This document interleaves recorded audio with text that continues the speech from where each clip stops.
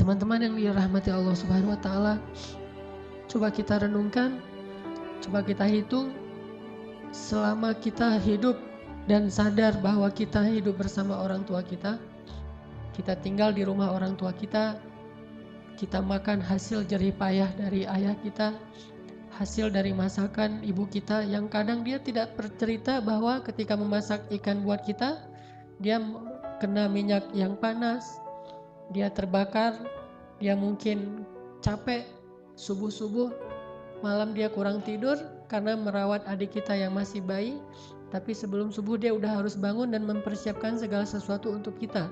Dan tidak pernah mengeluh sama sekali di hadapan kita.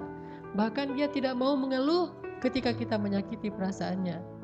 Coba renungkan dengan jujur, selama kita hidup bersama orang tua kita, berapa kali kita mengatakan uffin kepada kedua orang tua kita? Berapa kali kita bilang uff kepada ayah ibu kita? Padahal waktu itu ayah ibu kita belum merepotkan kita sama sekali.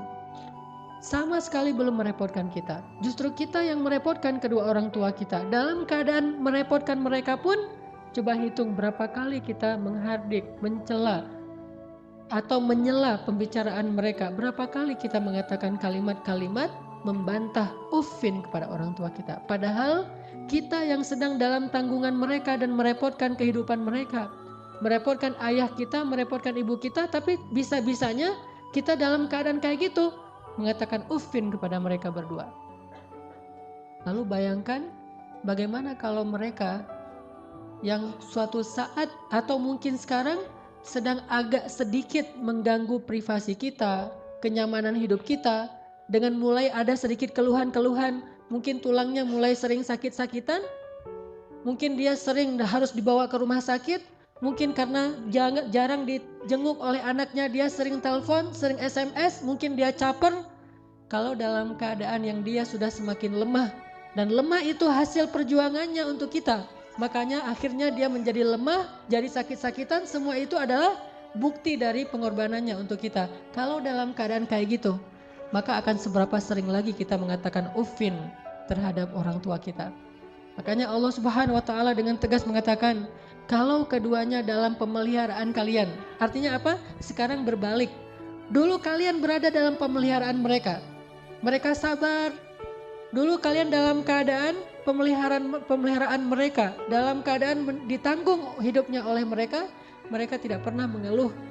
Lalu ketika Allah membalik menguji kalian, gak lama, tidak selama ketika kalian dipelihara oleh mereka, apakah kalian akan sabar sesabar mereka? Maka Allah mengatakan fala taqul lahuma uffin. Jangan pernah menyakiti perasaan mereka dengan mengatakan uffin. Teman-teman sekalian, coba hitung dalam sehari atau mungkin setahun ini sejak Ramadan kemarin, berapa kali kita bilang uff kepada orang tua kita? Kalau yang gak punya orang tua, berapa kali kita bilang uff semasa hidup orang tua kita, terutama di masa-masa terakhir hidupnya, saat kita harus menanggung beban sakitnya, pengobatannya, lemahnya, dan berbagai macam masalah yang sering Allah ujikan kepada mereka. Berapa kali kita bilang uff? Hitung itu, maka sebanyak itulah dosa-dosa kita kepada orang tua. Gak usah bilang durhaka yang besar, uff saja itu durhaka.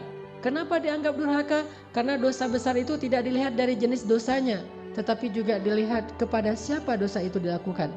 Mengatakan uff kepada teman mungkin hanya dosa kecil, tetapi mengatakan uff kepada ayah kita, apalagi ibu kita, itu dosa yang tidak terhingga jumlah besarnya. Sampai Allah Subhanahu wa taala menggandeng perintah ini sama dengan perintah untuk mentauhidkan Allah Subhanahu wa taala.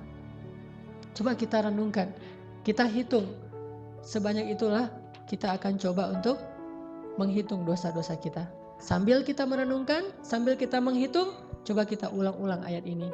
Surat Al-Isra ayat 23. Bismillahirrahmanirrahim. Silakan.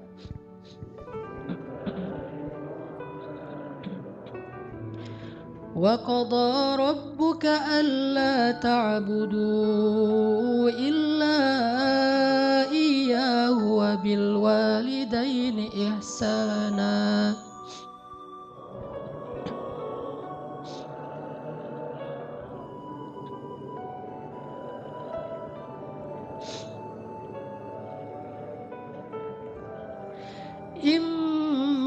يبلغن عندك الكبر أحدهما أو كلاهما فلا تقل لهما أف.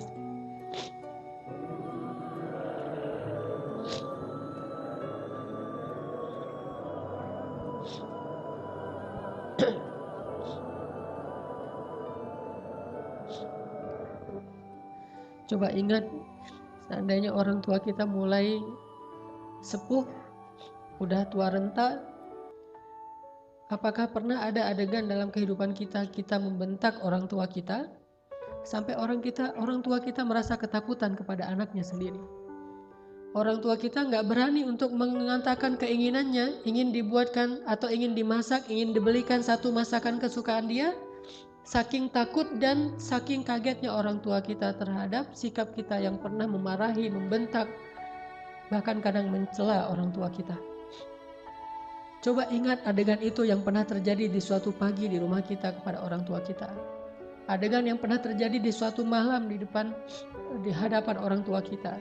Bahkan kadang kita pernah memarahi orang tua kita sampai dia malu di hadapan orang banyak, di hadapan saudara-saudara kita, di hadapan saudara-saudaranya, di hadapan orang banyak yang dia tidak kenal, mungkin di jalan, mungkin di pasar, mungkin di mal, mungkin dimanapun. Karena kita kecewa kepada orang tua kita, lalu kita marahi orang tua kita habis-habisan di depan orang banyak. Sampai orang tua kita merasa sedih, kecewa, lalu merasa takut kepada anak yang dulu sering dia gendong. Anak yang dulu dikecup keningnya, tetapi ketika anak ini merasa sudah mampu, sudah punya segalanya dan orang tuanya dalam keadaan lemah, dengan sombong dia membentak orang tuanya. Dengan sombong dia memarahi orang tuanya tanpa pernah peduli dan tidak pernah lagi ingat bagaimana dulu dia diperlakukan oleh ayah ibunya. Ingat, adegan itu pernah terjadi dalam kehidupan kita. Kalau kita merasa kita tidak pernah melakukan itu, mungkin kita adalah seorang pelupa. Saya kira orang seperti kita yang dulu pernah masa-masa kelam, pernah nggak stabil emosinya, pernah mengalami masa-masa sulit. Saya kira semua kita pernah ngalamin masa ketika kita benar-benar menyakiti perasaan ayah dan ibu kita. Kita buang semua jasa mereka, lalu kita mengatakan kalimat-kalimat yang seolah-olah kita adalah anak yang tidak pernah mendapatkan kebaikan dari orang tua kita. Ayah kita diam ketika dimarahi oleh kita dan dia tidak pernah mengatakan, dulu kamu pernah seperti ini tapi saya sabar. Dulu saya habis-habisan berkorban untuk kamu. Saya korbankan semuanya. Saya siang malam mencari nafkah untuk kamu. Ayah kita tidak pernah mengatakan itu di hadapan kita. Dia tetap sabar menanggung semua ucapan-ucapan dan bentakan dari anaknya. Apalagi ibu kita. Apakah dia mengandung kita 9 bulan hanya untuk ketika kita lahir lalu membentaknya? Dia mengandung kita 9 bulan dalam kepayahan. Gak bisa duduk, gak bisa tidur, gak bisa berdiri, jalan kemana-mana berat. Apakah hanya untuk melahirkan seorang anak yang congkak, sombong, yang kemudian membentak ibunya hanya karena kesalahan kecil yang dilakukan ibunya? Ingat, adegan itu pernah terjadi dalam kehidupan kita. Lalu coba baca perintah Allah. Sehingga pantas jika Allah Subhanahu wa Ta'ala sangat murka kepada anak sesoleh apapun dia, ahli tahajud sekalipun, tinggal di Masjidil Haram sekalipun, kalau dia durhaka kepada ayah ibunya, ini tidak ada nilainya di mata Allah Subhanahu wa Ta'ala. إما يبلغن عندك الكبر أحدهما أو كلاهما فلا تقل لهما أف.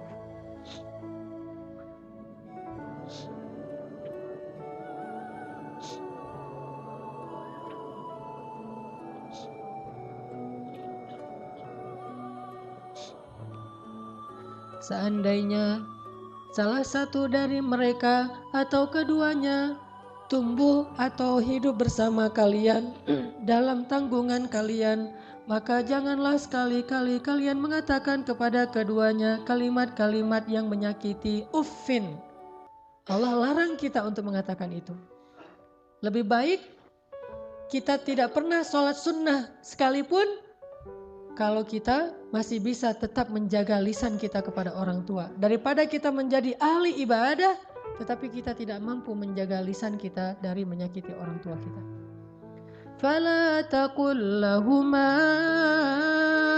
uffin wa la tanharhuma. Silakan.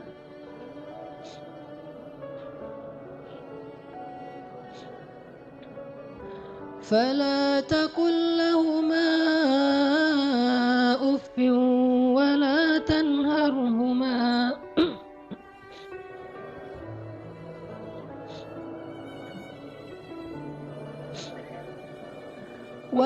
تنهرهما وقل لهما قولا كريما.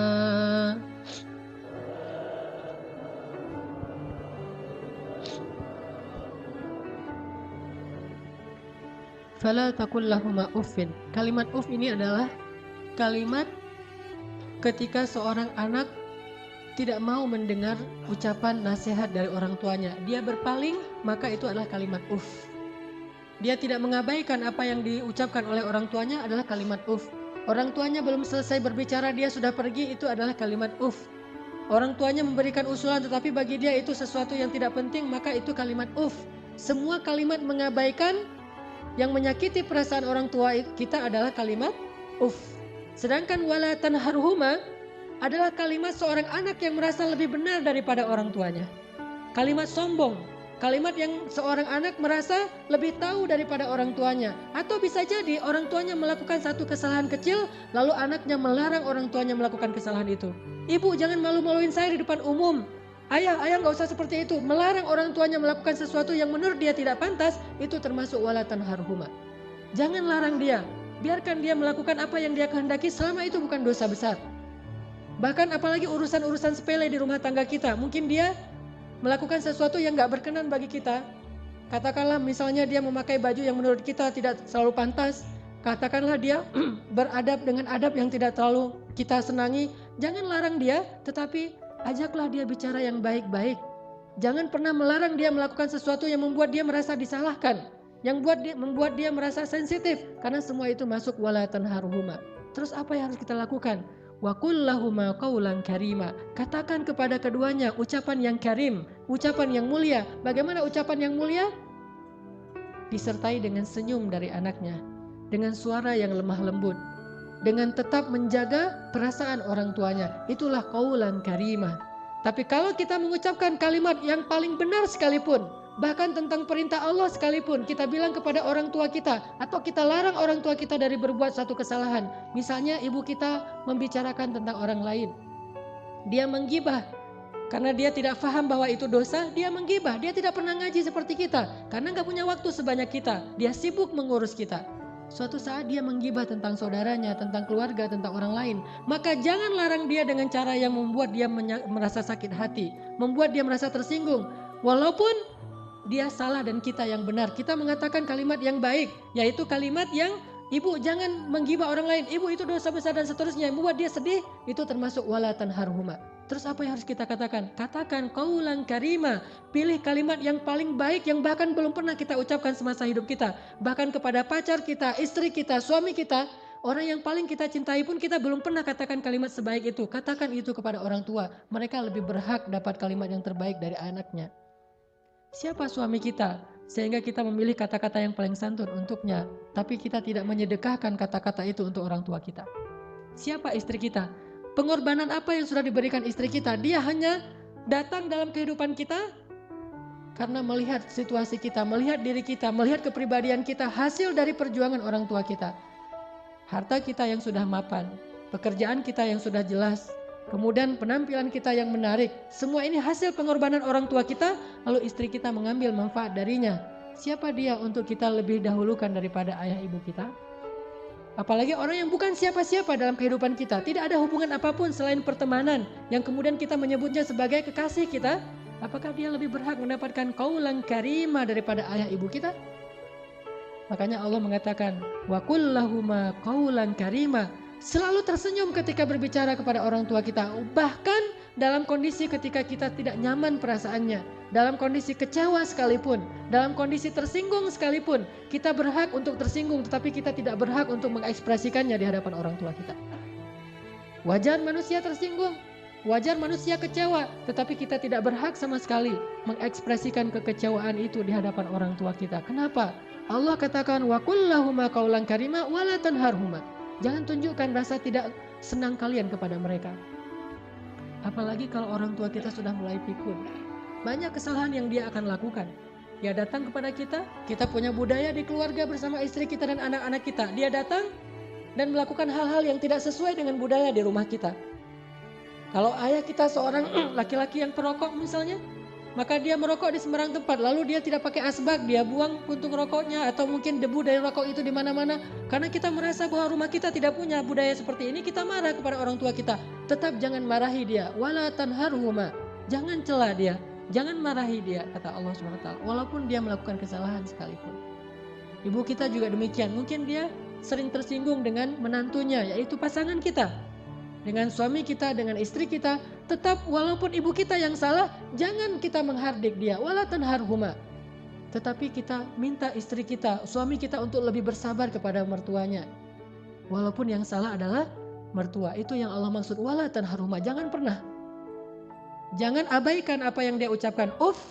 Jangan cela dia walaupun dia berbuat kesalahan, tetapi waqul lahuma qaulan karima. Ucapan yang paling baik yang sekali kita ucapkan membuat hati orang tua kita merasa bahagia dan senang. Orang tua kita memang kadang butuh nafkah dari anaknya, tetapi itu bukan yang terpenting bagi mereka. Memang kadang mereka telepon kita di akhir bulan meminta dikirimin uang, tetapi itu bukan yang inti dalam kehidupan mereka. Yang paling mereka rindukan dari anaknya adalah ketika anak itu bisa datang, mencium tangan orang tuanya, tersenyum kepada orang tuanya, diam ketika orang tuanya bicara, sangat santun terhadap orang tuanya, melebihi santunnya dia kepada seorang yang paling dia hormati di antara manusia, kepada seorang ustadz yang dia kagumi, kepada seorang atasan yang dia hormati, kepada seseorang yang dia segani karena kebijaksanaannya, karena kearifannya, maka orang tua jauh lebih penting dari mereka semuanya. Maka teman-teman sekalian, coba kita renungkan, ternyata jelas sekali ayat ini mengajarkan cara kita berbakti kepada orang tua, kepada ibu kita, kepada ayah kita. Tapi ada yang bagi saya luar biasa setelahnya. Ada kalimat di ayat 24 yang kita coba baca. Wakhfid lahuma janahaz zulli minar rahmah. Silakan.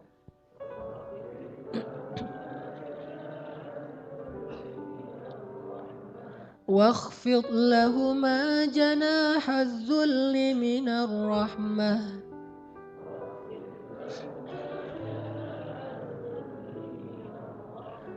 وقل رب ارحمهما كما ربياني صغيرا.